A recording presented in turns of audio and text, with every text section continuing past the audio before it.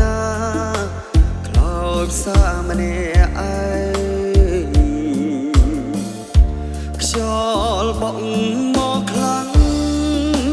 ចាក់ស្លឹកដាច់ពីម៉ែធ្លាក់កណ្ដោចកណ្ដែងរស័តតាមខ្យល់ម្នាក់ឯងឃើញតែក្តីអស់សង្ឃឹមស្លឹកឈើដាច់ធ្លាក់មកស្រងញញឹមលូត្រូវថ្ងៃ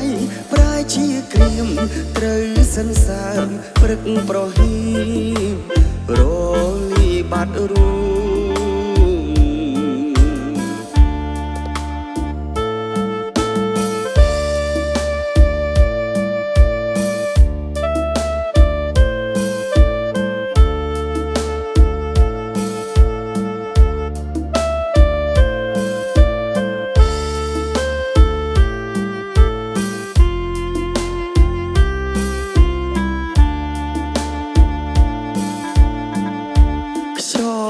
បក់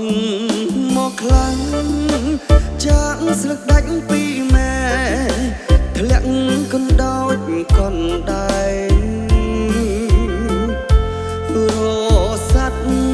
តាមខ្យល់ម្នាក់ឯង